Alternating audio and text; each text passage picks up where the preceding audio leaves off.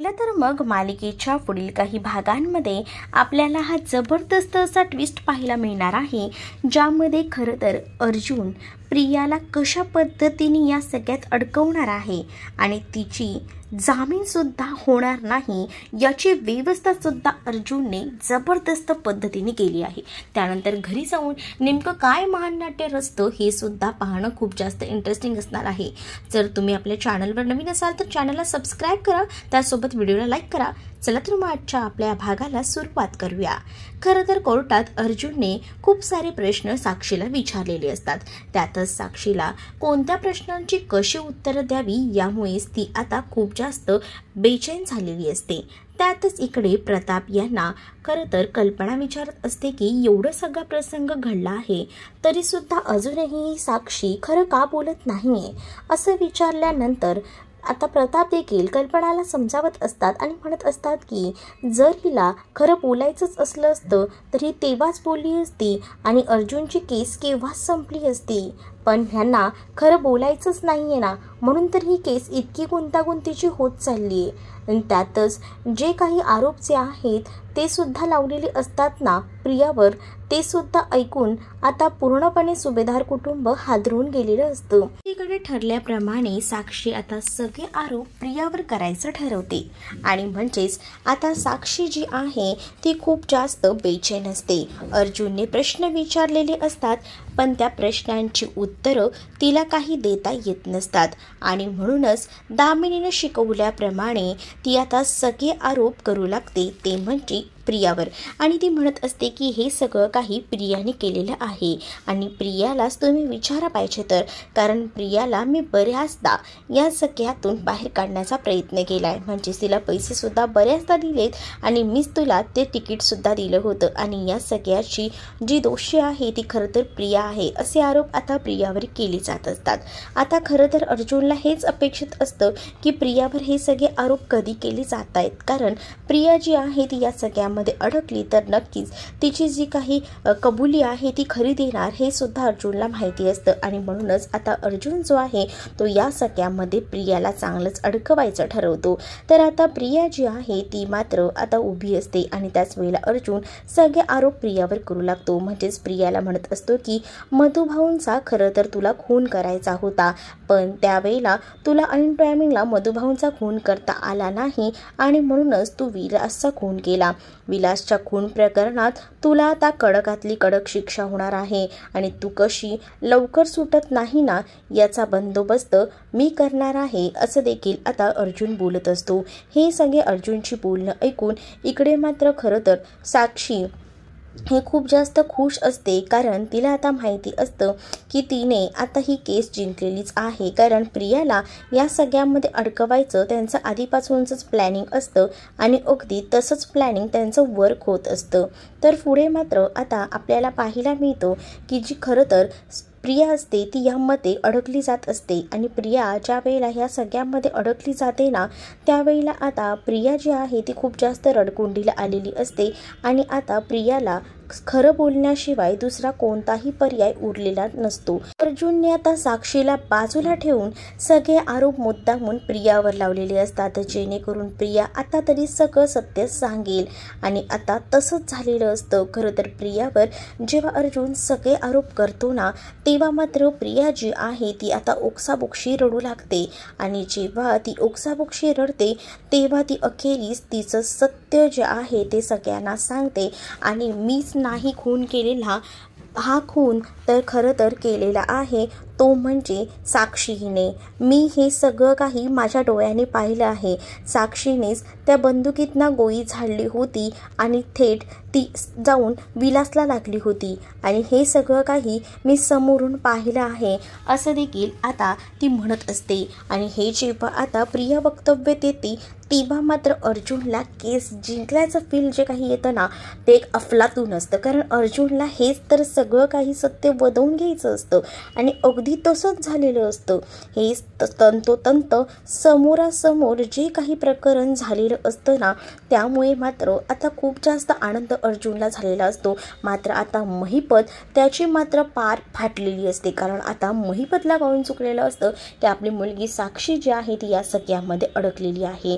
आता साक्षीला सुद्धा समोर बसवलं जातं आणि त्याच वेळेला आता साक्षीला सुद्धा उलटसुलट प्रश्न विचारून भंडावून सोडलं जातं, कारण आता अर्जुनच्या समोरच प्रियाने कबुली दिलेली दिसते की खून जो आहे तो खरं तर साक्षीने केलेला आहे. त्यामुळे आता साक्षी घाबरलेली असते. साक्षीकडे दुसरा कोणताही पर्याय नसतो, कारण आता सगळा जो गुन्हा आहे तो कबूल प्रियाने खुद्द केलेला असतो. इतके दिवस प्रिया जी होती ती साक्षीदार होती आणि ती एवढे दिवस साक्षीने खून केलेला नाहीये तर मधुभाऊने खून केला हे सांगत होती आणि आज चक्क ती खरं सगळं सांगून बसलेली होती. आणि त्यामुळे आता जज जे आहे ते आता निकाल द्यायला सुरुवात करत असतात आणि त्याचमुळे आता अर्जुन जो आहे तो मात्र प्रचंड खुश असतो आणि त्याने तर आता जजना सांगितलेलं असतं की तुमचा जो काही निकाल असेल तो मला मान्य आहे, पण मला एकच म्हणायचं आहे की जेवढी जास्त शिक्षा या दोघींनाही देता येईल ना तितकी जास्त शिक्षा तुम्ही या दोघींनाही प्लीज मिळवून द्या. कारण माझी कोर्टाकडे अशी विनंती आहे, कारण कोर्टाचा वेळ विनाकारण 2 वर्ष या मुलीने वाया घालवलेली आहेत आणि त्यामुळे जास्तीत जास्त शिक्षा ह्यांना व्हायला हवी. आणि त्याचसोबत त्यांनी हे देखील सांगितलेलं असतं की कोर्टाचा वेळ तर वाया घालवलाच आहे, त्याचसोबत हे काही खोटे पुरावे हे सगळं काही जे काही कोर्टात सादर केलं आहे त्यामुळे ही केस खूप जास्त लांबणीवर येऊन पोचली होती. आणि ह्या सगळ्याची एकमेव कारण जी आहे ती खरं तर ही साक्षी आणि प्रिया आहेत. आणि त्यामुळे मला असं वाटतं साक्षीला तुम्ही योग्य ती शिक्षा द्यालच, सोबत प्रियाला सुद्धा शिक्षा व्हायला हवी. आणि त्याचबरोबर जज जे आहेत ते मात्र आता शिक्षा सुनवायला सुरुवात करतात. साक्षीला आता शिक्षा सुनावतात आणि म्हणत असतात की मी साक्षी शिकरे यांना जन्मठेपेची शिक्षा सुनावली गेलेली आहे. आणि खरं तर आता प्रियाच्या शिक्षेचं सगळ्यांना उत्सुकता लागलेली असते की प्रियाला काय शिक्षा देतील. तर जज साहेबांनी प्रियाला 3 वर्षांची शिक्षा दिलेली असते आणि त्याचसोबत अर्जुनचा असा दावा असतो जज साहेबांना आणि विनंती सुद्धा असते असं समजा. तो म्हणत असतो की काही झालं तरी सुद्धा 3 वर्ष ही प्रिया त्या जेलमध्ये सडायला हवी, तिला कोणताही जामीन व्हायला नको, जामीन सुद्धा तिचे सगळे फेटाळले गेले पाहिजेत असा देखील तो त्यांच्यासमोर दावा करतो. त्यावर आता अर्जुनने जो दावा केलेला असतो तो सुद्धा आता खरं तर लिखित स्वरूपात ते लिहून घेतात आणि कधीही हिचा जामीन सुद्धा होणार नाही असं देखील आता त्या जज साहेबांनी लिहून घेतलेलं असतं. त्यामुळे प्रिया आता पुरती घाबरलेली असते, कारण जरी समजा जाऊन तिने रविराजांसमोर गळ घातली किंवा आणखीन कोणासमोर गळ घातली आणि स्वतःला सोडवण्याचा प्रयत्न केला तर तसं होऊ शकणार नसतं, कारण आता अर्जुनने जे आहे ते चांगलाच जामीनही रद्द करा असं जजना सांगितलेलं असतं. त्यामुळे आता प्रियाची मात्र चांगलीच कोंडी झालेली असते. चारी बाजूने प्रिया आता अडकलेली असते आणि त्याच वेळेला आता प्रियाला कळत नसतं की या सगळ्या प्रसंगात आता आपण काय करावं आणि म्हणूनच प्रिया ही मोठ्या संकटात सापडते. परंतु आता मधुभाऊंची निर्दोष सुटका या केसमधून झाली आहे असं देखील आता सांगण्यात येतं आणि जेव्हा मधुभाऊंची निर्दोष सुटका झाली आहे असं सांगण्यात येतो तेव्हा मात्र खूप जास्त आनंद जो आहे तो तिथे असणाऱ्या अर्जुन, त्याचसोबत साहिली, मधुभाऊ आणि त्याचसोबत कुसुमला सुद्धा होतो. कुसुम जी आहे ती सुद्धा आता मिठी मारून एकदमच उड्या मारायला लागते. पण आता हे कोर्ट आहे, कोर्टात तर आता सगळं शांत वातावरण ठेवायलाच लागेल, म्हणूनच आता त्यांनी सगळं वातावरण हे शांत ठेवायचा निर्णय घेतलेला असतो. पण मधुभाऊंना मात्र या सगळ्यातून अर्जुनने सुखरूपपणे बाहेर काढलेलं असतं. याचा खूप जास्त आनंद खरं तर मधुभाऊंना झालेला असतो आणि त्यामुळेच मधुभाऊंच्या डोळ्यात अगदीच आनंदाश्रू आलेले असतात. त्याचसोबत सायलीच्या सुद्धा, कारण सायलीला खूप जास्त मेहनत घेतलेली असते अर्जुनने आणि त्यामुळेच खरं तर या सगळ्या केसमधून अर्जुनसुद्धा जिंकलेले असतात आणि त्याचसोबत मधुभाऊंची सुद्धा निर्दोष सुटका झालेली असते. तर पुढे मात्र आता कोर्टामध्ये जे काही सुरू असतं त्यामुळे आता महिपत जो आहे तो प्रचंड खवळलेला असतो. महिपत जो आहे तो म्हणत असतो की माझ्या मुलीला उगाचच या सगळ्यामध्ये उडलं गेलं आहे, प्लीज ऐकून घ्या. पण आता कोणी सुद्धा ऐकून घ्यायला तयार नसतं, कारण जजने एकदा निकाल दिला की दिला, पुढे आता त्याच्यामध्ये कोणीही काही बोलू शकणार नसतं. तर दुसरीकडे आपल्याला पाहायला मिळतं की दामिनीची हार झालेली असते आणि म्हणूनच दामिनी जी आहे ती भर कोर्टातून आता निघून जाते, कारण तिच्याकडे दुसरा कोणताही पर्याय उरलेला नसतो तिथून निघून जाण्यावाचून. कारण तिची हार झालेली असते आणि तिला माहिती असतं अर्जुन हा मला नक्कीच चिडवेल आणि त्यामुळेच आता ती तिकडनं रागारागात निघून गेलेली असते. आणि जेव्हा ती तिकडनं रागारागात निघून जाते ना, तेव्हा मात्र आता अर्जुनला समजून जातं की इथेच आपण जिंकलेलो आहे आणि आता जो काही विश्वविक्रम तिला करायचा होता, म्हणजेच अर्जुनला हरवायचा, तो विश्वविक्रम ती करू शकलेली नसते. दुसरीकडे आता जजच्या ज्या काही सुनावण्या असतात त्या झालेल्या असतात, त्यामुळे आता घरात नुसतं आनंदाचं वातावरण असतं. म्हणजे सुभेदार कुटुंब जरी प्रिया या सगळ्यामध्ये अडकलेली असली तरी सुद्धा अर्जुन ही केस जिंकलेली आहे याचा आनंद त्यांना द्विगुणित झालेला असतो. खरं तर त्यांना हे सगळं खूप छान वाटत असतं. तर दुसरीकडे रविराजांना सुद्धा अर्जुन ही केस जिंकल्याचा आनंद असतो, कारण त्यांना माहिती असतं त्यावेळेला प्रियाला खूप प्रश्न त्यांनी विचारलेले होते, पण प्रियाने त्यावेळेला सुद्धा खोटंच सांगितलं होतं. प्रियाने कधीच सगळा गुन्हा कबूल केला नव्हता. त्यामुळेच ही केस इतकी वर्ष चालली आणि ह्या सगळ्याचा त्रास ना खरं तर जास्तीत जास्त अर्जुनला झाला होता हे सुद्धा माहिती असतं. तर जज साहेबांनी सांगितलेलं असतं की पोलीस इन्स्पेक्टर ह्यांना घेऊन जा. आता सावंत इन्स्पेक्टर तिथे येतात आणि साक्षीला आणि त्याचसोबत इथे असणाऱ्या त्या प्रियाला सुद्धा हातात हतकडी घालून घेऊन चाललेले असतात. आणि त्याच वेळेला आता बाहेर सुभेदार कुटुंब थांबलेलं असतं, कारण त्यांना आनंद इतका झालेला असतो ना की अर्जुन हा केस जिंकलेला असतो. अर्जुनच्या अथक प्रयत्नांमुळे अर्जुनला या केसमध्ये यश तर आलेलंच असतं, पण आता इथे जी प्रिया असते ती मात्र आता पुरती रडकुंडीला आलेली असते आणि ती आता सगळ्यांकडे विनवणी करत असते. सगळ्यांकडेच विनवणी करत असताना ती म्हणत असते की प्लीज माझं ऐकून घ्या ना, मला नेमकं काय म्हणायचं आहे ते. पण तरीसुद्धा तिचं कोणीही काही ऐकायला तयार नसतं. ती आता खरं तर कल्पनाकडे जाते आणि कल्पनाला म्हणत असते की प्लीज ना आई, तू तरी समजून घे ना, तुला तर माहिती आहे ना मी या सगळ्यामध्ये दोषी नाही आहे. मला या सगळ्यामध्ये त्या साक्षीने अडकवलंय. बघितलंस ना कोर्टामध्ये सुद्धा ती मला कसं अडकवायला पाहत होती, पण नाही, मी कशी बशी कोर्टामध्ये जी काही आहे ती खरी कबुली दिली आहे. पण प्लीज तू तरी माझ्यासाठी काहीतरी कर ना, तू वकिलांशी बोल ना, प्लीज काहीतरी कर, असं काहीचं आता ती म्हणत असते. पण आता कल्पना त्याचसोबत इथे असणारी पूर्णाची सुद्धा खूप जास्त भडकलेली असते. पूर्णाची सुद्धा म्हणते की तू आमच्या सुभेदार कुटुंबाचं नाव ना आहे ना ते खूप जास्त खराब केलेलं आहेस. तुझ्याकडं नाही अपेक्षा नव्हती, तू आमचं नाव तर खराब केलंस आणि तुझ्यावर आम्ही जो काही विश्वास ठेवला होतास ना त्या विश्वासाला सुद्धा एकदमच काडी लावलेली आहेस तू. कारण आतापर्यंत आम्हाला असं वाटत होतं की सायली ही चुकीची आहे आणि तू बरोबर आहेस, पण नाही, आता आम्हाला पटतंय. इतके दिवस तन्वी मी तुझी बाजू घेतली, पण आज मला त्याचं प्रायश्चित्त मिळतंय. असं देखील आता जी कल्पना आहे ती प्रियाला म्हणू लागते. प्रिया आता खूप जास्त रडत असते आणि विनवण्या करत असते, प्लीज ना मला या सगळ्यातून सोडवा, मला जेलमध्ये नाही जायचंय, प्लीज मला वाचवा, असं विनवण्या करत ती म्हणत असते. पण तिचं आता कोणीही देखील काही ऐकायला तयार नसतं, कारण तिने हा एवढा मोठा गुन्हा जो आहे तो करून बसलेली असते. त्यामुळे सुभेदार कुटुंब तिला एक्सेप्ट करायला तयारच नसतात. त्यांनी तर सरळ सरळ सांगून टाकलेलं असतं. दुसरीकडे सायलीसुद्धा म्हणत असते की प्रिया आता या रडण्याचा काहीच उपयोग होणार नाही आहे, कारण हे जर तू रडत बसलीस ना तर काही होणार नाही आहे, कारण तुला आता कोणीही माफ करणार नाही. इतके दिवस तुला मी सांगत होते, तुझ्याकडे वेळ होती, तू सगळं काही समजून घ्यायला हवं होतंस, पण नाही, तू समजून घेतलं नाहीस आणि त्याचंच हे प्रायश्चित्त आहे आणि तुला हे आता भोगावंच लागणार आहे. आपल्याला मधुभाऊंनी आतापर्यंत किती सावरलं, किती आपली मदत केली, पण तुला त्याचं काहीसुद्धा नाही. तू फक्त मधुभाऊंना अडकवण्यासाठी खूप काही प्लॅनिंग केलंस. बिचारे मधुभाऊ जवळजवळ 1.5 वर्ष पोलीस स्टेशनमध्ये होते, जेलमध्ये होते. मग आता तर तुला त्या कर्माची शिक्षा तर मिळायलाच हवी ना. जे काही मधुभाऊंसोबत झालं, मधुभाऊंनी भोगलं, आता ते तुला भोगायचं आहे. तर आता कोणीही सुभेदार कुटुंब तिचं ऐकायला तयार नसतात. त्याच वेळेला साक्षी आणि प्रिया पुन्हा एकदा आमने सामने आलेले असतात. म्हणजे साक्षी आणि प्रियाला जेव्हा आता कस्टडीमध्ये घेऊन जाणार असतात ना तेव्हा त्या दोघी समोर येतात. त्याच वेळेला साक्षी खूप जास्त चिडलेली असते, कारण प्रियाने तिच्या गुन्ह्याची कबुली दिलेली असते आणि म्हणूनच साक्षीलाही भयंकर अशी शिक्षा झालेली असते. त्यामुळे साक्षी ही चिडलेली असते आणि प्रियाला म्हणते, तुझ्यासारखी मैत्रीण नसल्यासारखीच बरी आहे, कारण आतापर्यंत तुला खूप काही दिलं, खूप काही सांभाळलं, इतके पैसे दिले, एवढं सगळं केलं, पण तू काय केलंस, शेवटी मलाच लटकवलेस ना.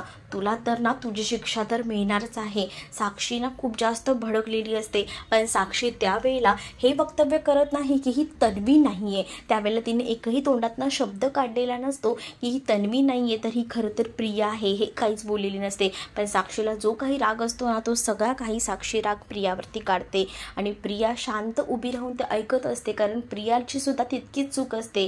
प्रियाने या सगळ्यामध्ये साक्षीची वेळोवेळी साथ दिलेली असते ना, आणि त्यामुळेच हे सगळं काही तिला निस्तरावं लागत असतं. तर पुढे मात्र आपल्याला पाहायला मिळतं, साक्षीला जे आहे ते तिकडनं पोलीस घेऊन जातात आणि त्याच वेळेला आता प्रिया तिथे उभी असते आणि प्रिया जी आहे ती शेवटचं सुभेदार कुटुंबाकडे पाहत असते आणि त्यांना म्हणत असते की प्लीज प्लीज मला सोडवा. पण कोणीही सुभेदार कुटुंब एकही जण पुढे येत नाही. आता सगळीजण घरी आलेले असतात. खरं तर सुभेदार कुटुंबासाठी हा क्षण जो आहे तो एकदम असा बॅलेन्सिंग असतो, कारण इथे एक त्यांची सून ही कस्टडीमध्ये गेलेली असते आणि आपल्या मुलाचा विजयसुद्धा झालेला असतो. हा सुद्धा आनंद असतो आणि दुःखसुद्धा असतं.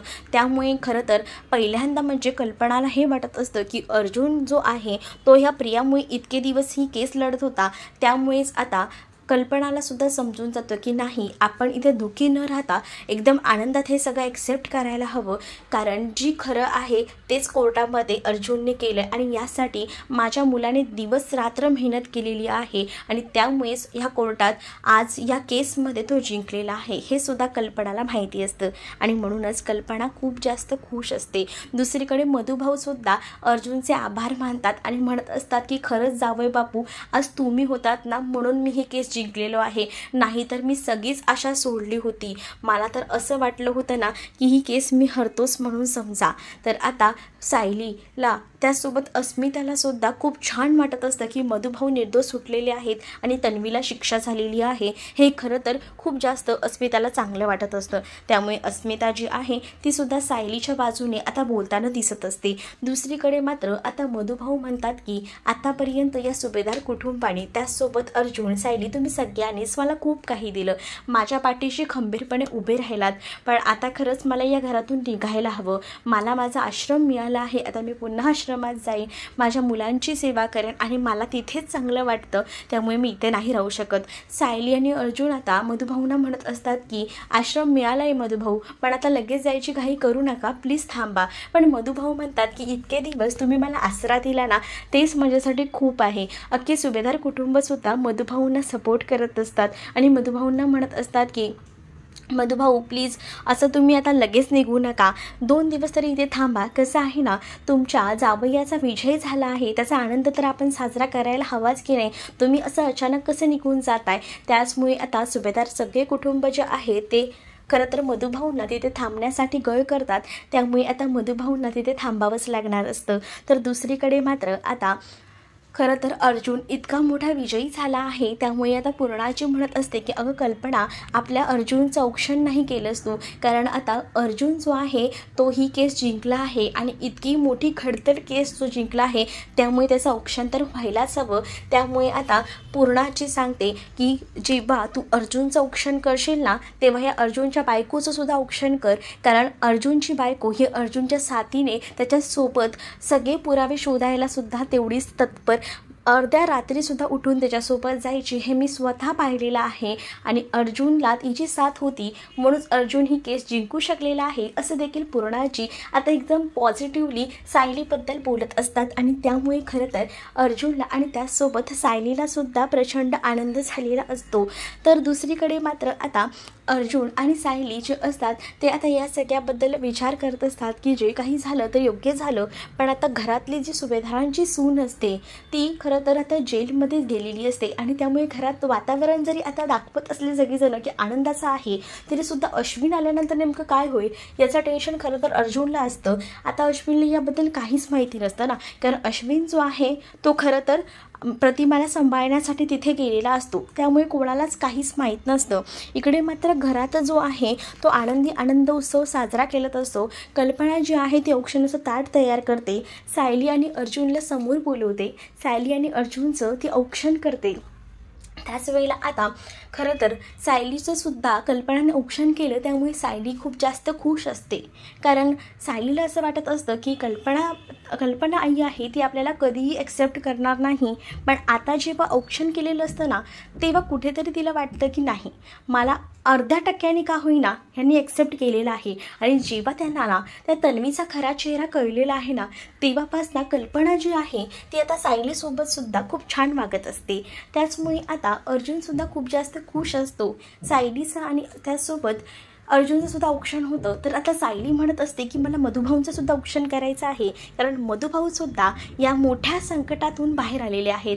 कारण जवळजवळ 1.5 वर्ष ते त्या जेलमध्ये होते आणि त्याचसोबत त्याने किती यातना सहन केले आहेत हे मला माहिती आहे. आणि त्याचमुळे आता सायली जी आहे ती मधुभाऊंचं सुद्धा औक्षण करते आणि त्यामुळे तिला कुठेतरी बरं वाटतं की चला आता या सगळ्यातून तर आपली सुटका झालेली आहे. ही केस फायनली वात्सल्य आश्रमाची अर्जुन जिंकलेला असतो. पण त्याच वेळेला आता घरात नेमकं वातावरण कसं होणार आहे जेव्हा अश्विन घरात येणार तेव्हा. कारण आता घरात बाकी इतर लोक चांगली असतात, खुश असतात, पण जेव्हा अश्विन घरात येतो तेव्हा अश्विनला ऑलरेडी कळून चुकलेलं असतं की जी प्रिया आहे तिला आता तुरुंगवास झाला आहे. त्यामुळे आता अश्विन घरी येऊन नेमका काय तमाशा घालणार आहे आणि पुढे काय होणार आहे ते इंटरेस्टिंग असणार आहे. खरं तर जेव्हा अश्विन घरात येतो ना, तेव्हा अश्विन म्हणत असतो की तुम्हा लोकांना पहिल्यापासूनच माझी बायको तुमच्या डोळ्यात खूपच होती. आई, तुला तरी माहिती होतं ना की तन्वी कशी आहे. तन्वीवर जे काही आरोप लागले असतील ते खोटेसुद्धा असू शकतात ना. कोर्टात मी नव्हतो, माझ्या बायकोच्या बाजूने उभे राहिला, पण आई तू होतीस ना. बाबा तुम्ही होतात, पूर्णाची तू सुद्धा होती, पण तुला काहीच वाटलं नाही का तन्वीला या सगळ्यातून वाचवावं. तुम्ही तिला शिक्षा कशी जास्तीत जास्त होईल याचा विचार केलात, पण तिला वाचवलंच नाही. असं काहीसं येऊन अश्विन बोलत असतो. कारण आता अश्विनला असं वाटत असतं की त्याची बायको त्याच्यापासून लांब गेली आहे म्हटल्यावर या सगळ्याला या घरातलेच कारणीभूत आहेत आणि तो आता विलन झालेला असतो. आणि त्यामुळे सगळ्या घरातल्यांना तो आरोप करून दाखवत असतो. आणि त्याच वेळेला तो म्हणत असतो की नाही, हे सगळं तुमच्यामुळे झालेलं आहे. परंतु आता कल्पना त्याला शांत करत असते आणि कल्पना त्याला म्हणत असते की नाही, तू शांत हो, तुला तिथे काय घडले ते माहीत नाही आहे, तुला व्यवस्थित सगळं काही सांगते, पण आता थोडं शांत हो. दुसरीकडे सायली अर्जुन जेव्हा रूममध्ये जातात तेव्हा सुद्धा अश्विनबद्दल डिस्कस करत असतात. सायली आता अर्जुनला म्हणत असते की मागच्या वेळेला अश्विन भाऊजींसोबत जे काही झालं होतं ते तुम्हाला माहिती आहे ना. जेव्हा त्यांच्या गर्लफ्रेंडने त्याला सोडलं होतं तेव्हा अश्विन भाऊजींनी काय अवस्था करून घेतली होती. आणि आता प्रियासुद्धा नाही आहे. आता प्रिया इथे नसल्यामुळे अश्विन भाऊजींनी स्वतःच्या जीवाचं काही बरं वाईट करून घ्यायला नको म्हणजे मिळवलं.